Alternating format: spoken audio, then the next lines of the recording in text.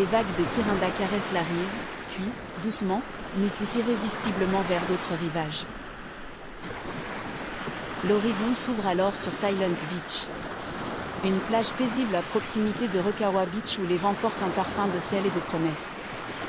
Les vagues y murmurent un chant plus grave, plus profond, elles appellent les tortues luttes, les tortues vertes ou les olives Ridley à venir pondre.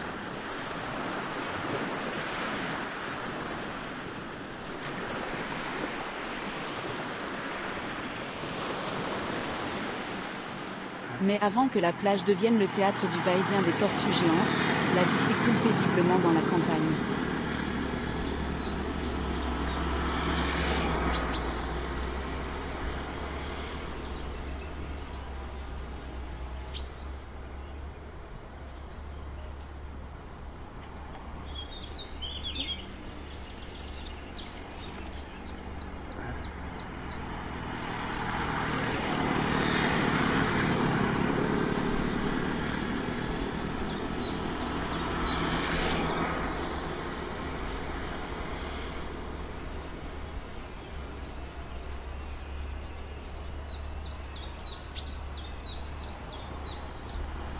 Un chevretin tacheté s'avance, timide, au bord du sous-bois.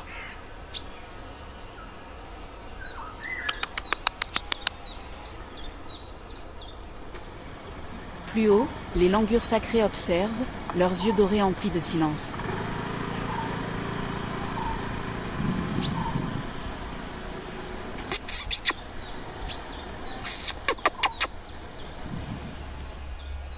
Les buffles pèsent jetant un œil sur les cigognes peintes qui cherchent leur pitance.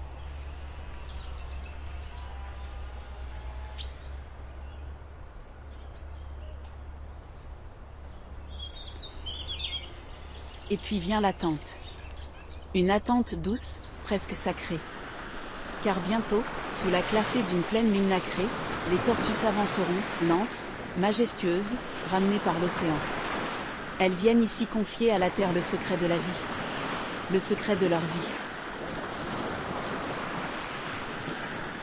La nuit semble écouter, comme si quelque chose allait commencer. Et puis soudain, sous la clarté de la lune, commence le ballet féerique de la ponte. Du ventre sombre des flots, des formes glissent, patientes et lourdes, les tortues. Elles avancent, les lentes pèlerines des marées, traçant dans le sable des sillons d'éternité. Car c'est ici qu'elles sont nées, sur cette plage d'écume et d'étoiles. Un appel muet, gravé dans leur mémoire, les a guidées jusqu'ici à travers les océans. La mer les rend à la terre pour un instant. Elles creusent, avec des gestes d'ancêtres, un berceau de sable chaud. Et dans ce nid fragile, elles déposent la promesse du recommencement, de petites sphères blanches, silencieuses, leur futur invisible. Puis, épuisées, elles effacent leurs traces.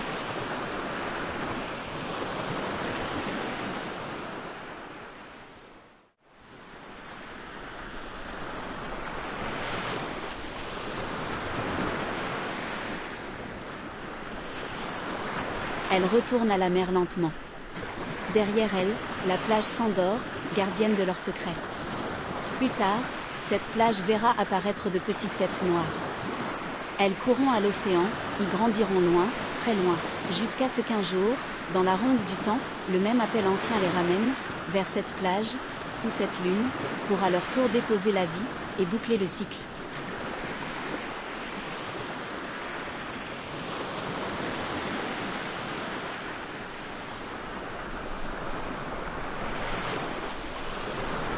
Les tortues de Rukawa, symbole de longévité bouddhiste, inspirent la même vénération que la relique de la dent, protégée comme un trésor. Grimpons au temple de Sri Mahabodhi Vihareya pour admirer Candy.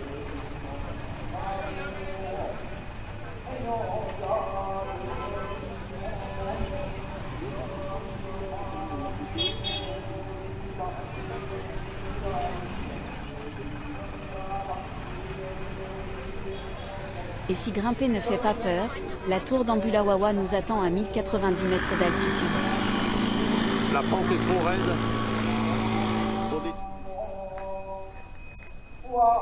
Ce centre multireligieux a été inauguré en 2006 sur la colline du royaume de Gampola. Symbole d'harmonie entre bouddhisme, hindouisme, christianisme et islam, elle abrite un temple bouddhiste, une église, une mosquée et un sanctuaire hindou.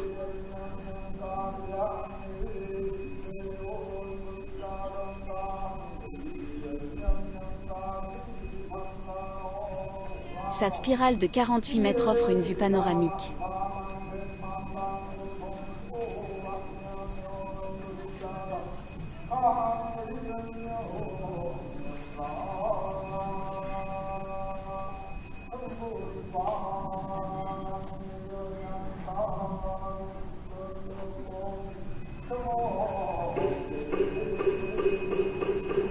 Du sommet, la vue à 360 degrés embrasse montagnes, vallées et forêts. Rappelant les hauteurs de Nuwara Eliya. Au milieu des champs de thé, à plus de 1800 mètres d'altitude, cette petite Angleterre coloniale a été fondée au XIXe siècle pour son climat frais. La route nous mène de Gampola à Nuwara Eliya, en passant sur le vieux pont de fer qui surplombe la rivière Mahaweli.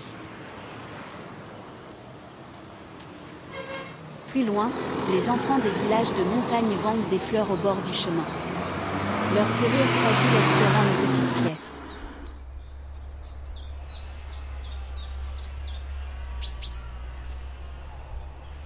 Les collines se couvrent peu à peu de champs de thé.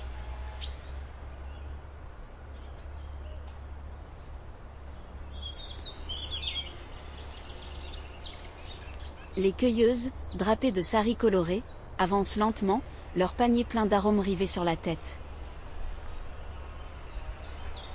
Quelques chèvres leur tiennent compagnie.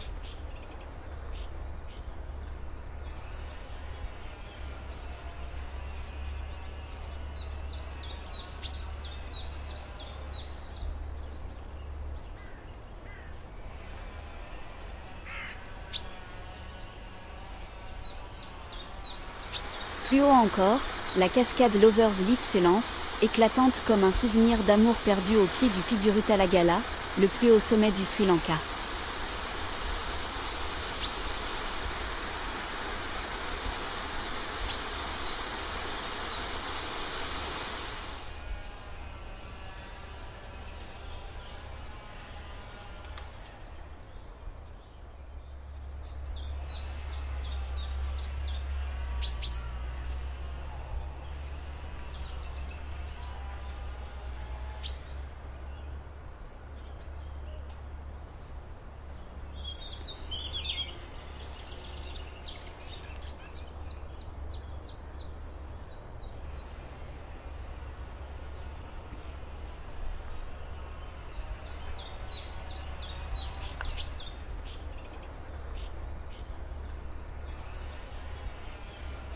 En quittant Nuwara Eliya pour Ella, le Victoria Park nous offre un dernier souffle de douceur.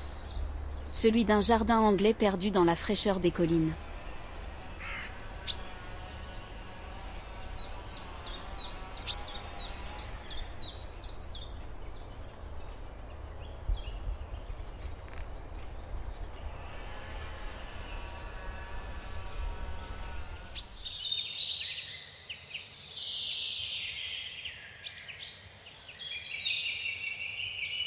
Les paysages d'un vert éclatant vivent au rythme des récoltes. Non loin de là, un autre héritage. Celui d'Ella et son pont aux 9 arches. Le pont fut construit en 1921 sous l'ère coloniale par des ingénieurs locaux et sans une once d'acier. Une légende locale raconte qu'un ouvrier serait tombé dans le béton lors de la construction, et hante encore les arches.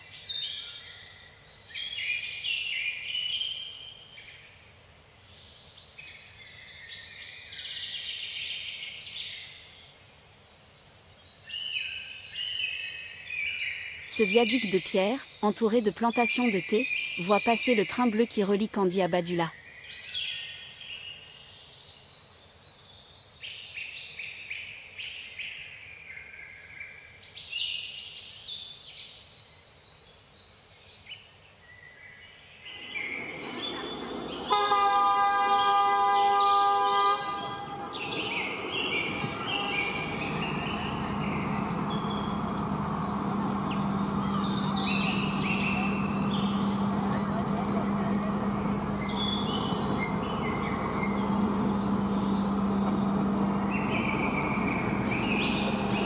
Le train bleu poursuit tranquillement son chemin et nous ramène à Pinawala. Eh ben quelle chance! J'avais même pas regardé l'heure de passage du train, mais du coup on a de la chance.